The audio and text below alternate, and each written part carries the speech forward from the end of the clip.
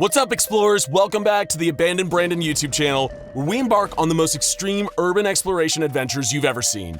We've camped out in an old asylum in England, rummaging through a decommissioned veterinary lab in Belgium, and even got lost in the underground drains of Australia. But now it's time for our most intense investigation yet. Just like my favorite Imagine Dragons song, this one is going to be radioactive.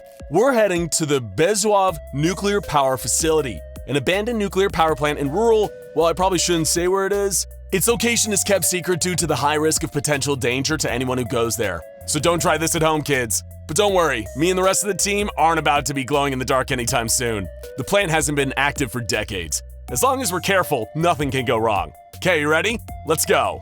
Abandoned Brandon did not know it, but he would never film another YouTube video. The footage was seized by the SCP Foundation following Brandon's encounter with, well, we'll get to that in a moment. Let's just say he was unable to continue his promising YouTube career after.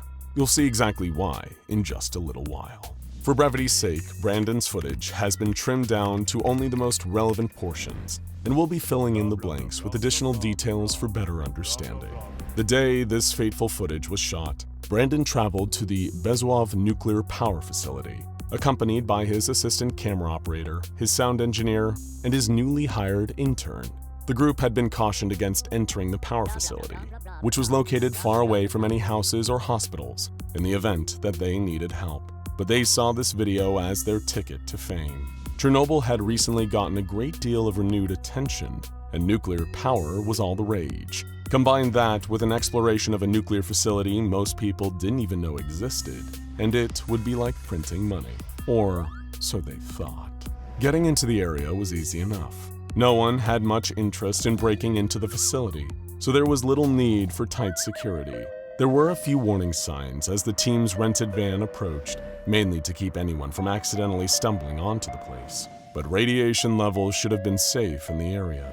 There was really nothing to worry about, other than the standard risks that always came with trespassing somewhere they weren't supposed to be. That was just the name of the game, the little element of danger that kept their loyal viewers coming back. If anything, the team welcomed the smattering of warnings outside of the facility, making sure to capture some B-roll footage of the signs, written in Russian that they would translate later for their audience. Caution, hazardous materials, turn back toward main.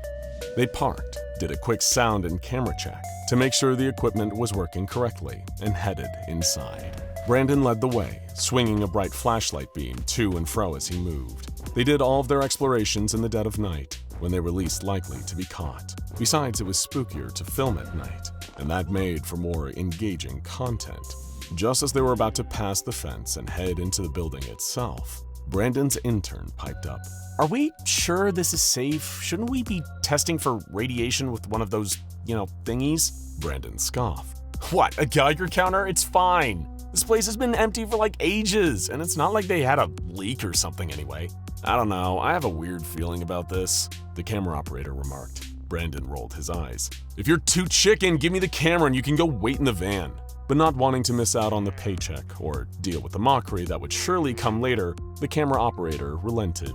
With Brandon still in the lead, the four made their way inside. When it came to eerie atmospheric footage, this place was a goldmine. It had all been left intact, just as it was when operational. But with everything turned off and no activity for decades, it felt truly empty, truly hollow. There was dust on every visible surface, spiderwebs dangling from walls and beams, but it wasn't as dark as they had expected. Were there windows somewhere, letting in moonlight? They couldn't see any.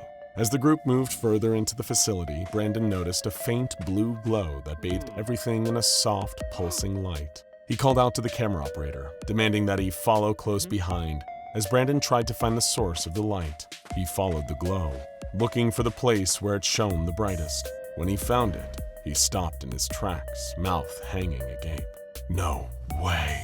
The light was coming from one of the nuclear reactor cores, that pulsing, unmistakable blue.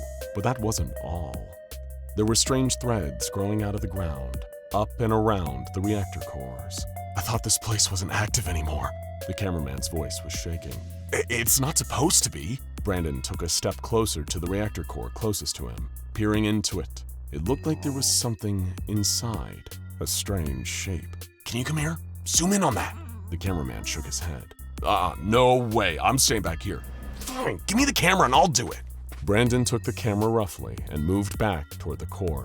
The shape inside. It was like the outline of a person, like a faint shadow there, hiding in the light. Brandon was preparing to continue his investigation of the area when suddenly a pair of screams cut through the stillness of the chamber. The other crew members had to be responsible for the noise. What was that? We should go check! The cameraman insisted. Brandon wanted to protest, but thought about how insensitive that might make him look. The two men headed back toward the entrance to see what had shaken up the others so badly. When they got there, they found the intern and the sound engineer trembling, white-faced and wide-eyed. We need to get out of here, the intern stammered. This place is haunted. Brandon burst out laughing. I thought you guys were hurt or something. You just got scared? Come on, there's no such thing as ghosts. But as soon as he finished his dismissive statement, he spotted motion out of the corner of his eye. He turned to see a faint, glowing, ghostly outline of a man walking down the corridor, walking toward him. He let out a shriek and nearly dropped the camera in shock. He caught it just in time, saving himself thousands of dollars and a lot of trouble. Sure enough, there was what he could only call a ghost right there in front of him. At the sound of his cry, the figure turned to face him and began walking toward him. He took a step back, but the figure waved at him, a gesture so friendly and jarring that he almost started laughing all over again. No way, this place really is haunted. Here, take this. He shoved the camera back into the cameraman's hands. Make sure we're rolling. Sound, are we recording? The engineer, still shaking, nodded. Perfect. He approached the ghost, calling out to it. Hey, we come in peace, Mr. Ghost. My name's Brandon. Can you tell us your name? The figure paused and tilted its head to the side. There was a slight whispering sound, like air rustling through dry leaves, but no discernible words. Whatever this thing was, whether it was a ghost or not, it could not speak. It turned around and began walking away from Brandon and the others. Hey, wait! He called out. He'd found his scoop, the ultimate scoop, the thing that would set him apart from every other YouTuber out there, and he wasn't about to lose it now. Brandon followed the ghostly figure back to the reactor cores, which continued to emit the same blue light. At the side of the glowing reactor cores, the intern piped up again. This can't be safe. We should get out of here. You can go if you want. I'm staying. He watched as the figure walked from core to core, pausing for a moment at each one. He was looking in, checking on the figures inside. What is that? He asked, though he knew the entity could not answer him. After checking every core, it stopped and produced a small cylindrical item, as translucent and ethereal as its body, and held it to its mouth. If Brandon did not know any better, he'd say the ghost was smoking a cigar. This is too weird, he beamed. The sound engineer suddenly let out a gasp, nearly dropping his boom microphone. There's more of them. Sure enough, two more ghostly figures were approaching the group. These new ghosts were smaller, the size of children, and they moved much more quickly. They darted around the floor, chasing each other. They ran right between the sound engineer and the intern, knocking into them both on the way. The intern shuddered and clutched at his stomach. He let out a groan of pain. I don't feel so good. Brandon was about to crack a joke at the intern's expense when a sudden searing pain ripped through his abdomen, making him double over. Sweat beaded on his forehead, and when he looked down at his hands, they were shaking uncontrollably. All of a sudden, he felt sick. Not just sick, but deathly ill. His knees wobbled as he tried to stand up straight, as if all the strength had been snapped from his muscles. As much as he wanted to stay and get more footage of these radiation ghosts, he knew the intern was right. Something was very wrong, and they needed to get out of there. The footage they had already captured would have to be enough. Okay, he sputtered, fighting the urge to vomit. Let's go! But the closer they got to the exit, the weaker they all became. The ghosts followed, keeping an eye on the team with concerned expressions, but there was nothing they could do to help. The cameraman began to bleed from the nose, while the sound engineer was coughing up blood with nearly every step. Brandon collapsed to the ground, and the intern had to half carry him the rest of the way. They made it back to the van and made the too-long drive to the nearest hospital, but when they arrived, it was already too late. They were all diagnosed with acute radiation sickness, and there was no cure. By the next day, the four of them were dead.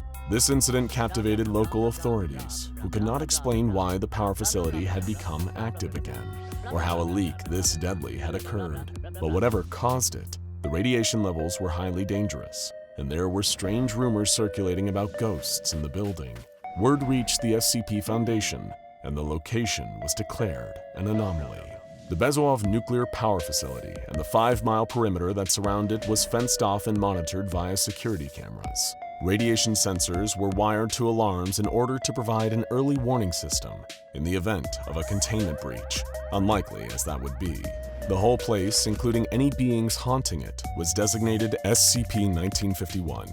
SCP-1951 is a series of phenomena in and around the Bezuhov nuclear power plant in an undisclosed location. Though it was previously condemned and abandoned, it became active again following a series of mysterious events. The first unusual entity observed in the area was a translucent humanoid figure in the shape of an adult man, referred to as SCP-1951-A. SCP-1951-A has not exhibited any hostile behavior and is frequently seen walking around in a leisurely fashion and smoking something resembling a cigar.